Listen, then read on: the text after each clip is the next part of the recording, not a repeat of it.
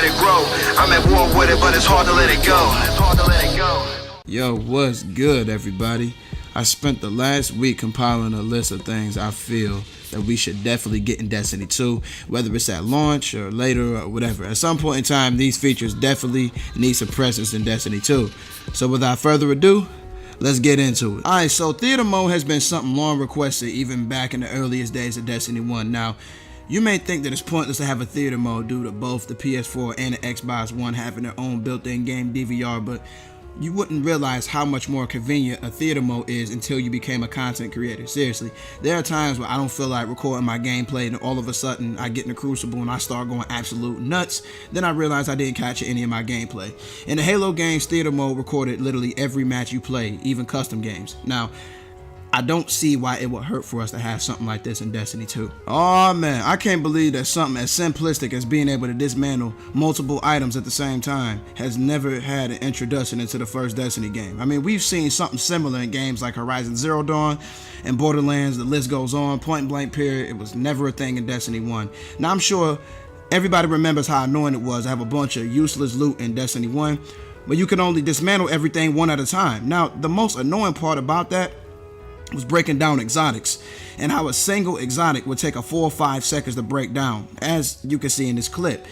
Now, in Destiny 2, we need some sort of method to be able to select multiple items at once, break them all down simultaneously so we can move on with our lives.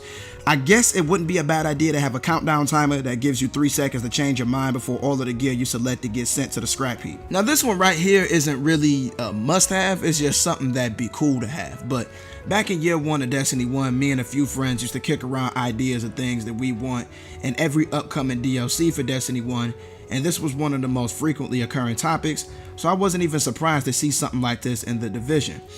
If we had a firing range in the social spaces in Destiny 2, it'd give us something else to do to kill some time in the social spaces. There have been plenty of times where I've been in fire teams with friends who took forever to do what they needed to do in the social spaces in Destiny 1, and alongside the soccer field and the farm in Destiny 2, this would be another cool addition if you really had nothing else better to do at the time.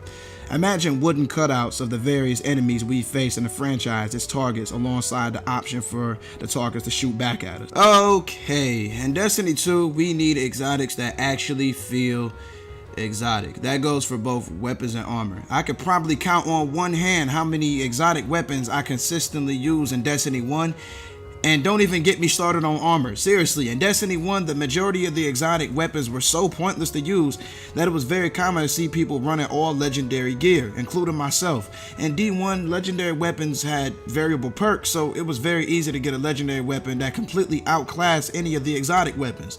A god roll Ayas Luna was a much better alternative to a Hawk Moon, and I'm not even about to get into the rest. Like it or not, Destiny will get compared to Halo solely due to the fact that Bungie created both franchises. But one thing that was cool about Halo 3 was how much creative freedom you had in custom games. I mean, custom games is the reason that we have famous game modes like Griffball.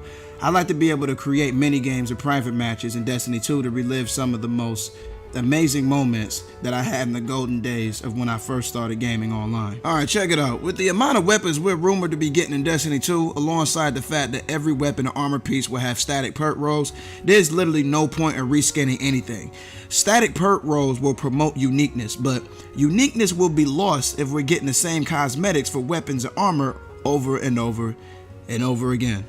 Now this one is very closely related to number 3. In Destiny 1, we were able to try out emotes from the Eververse and have about 15 minutes to return them. Why would it be a bad idea for us to have that same exact thing in Destiny 2 for weapons and armor? I can't imagine how dope it would be if we could rent weapons and test them out at the firing range, or if we were given 3 Crucible matches to use them. Either way, being able to rent gear would be a pretty cool idea. A lot of people ask for a trading system in Destiny 1, but those same people never realize how many problems this would have caused. First of all, being able to gift or trade items would only work if it was something like planetary materials or glimmer, whereas trading weapons and armor would completely remove that feeling of accomplishment from the game. But to this day, I don't understand how we could trade materials with the speaker in Destiny 1 but couldn't trade with other players. In Destiny 1, I absolutely hated it when a new DLC came out, you would lose access to the vendor gear and loot drops from the previous DLC. Now, I'm not sure if this was something that Bungie did due to hardware limitations or whatever, but it wouldn't surprise me if it was something that they did just for the heck of it. If we still have access to the previous DLC's loot in Destiny 2, that would promote something that was very much absent in Destiny 1, and that's diversity, because this would lessen the likelihood that everybody will be running around wearing the same armor and using the same weapons. In Destiny 1, you were not rewarded for how much time you put into the game. Your loot drops were completely random, and until Year 2 came out, there was almost no way to work towards the most elusive gear that you wanted.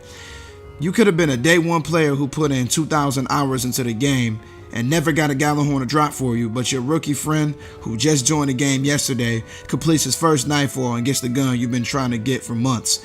In all seriousness, everybody's RNG was different. Some people had good luck and some people didn't, but the fact that the early days of Destiny made it impossible to progress without grinding your life away alongside the randomness of loot drops just made people not want to play the game as a whole. Not to mention how discouraging it was to dump countless hours into the game and have nothing to show for it. Alright, that does it for this video, everybody. I appreciate y'all sticking around to watch the video in its entirety. Thanks for showing me some love, but I'll catch y'all on the next one. Stay blessed.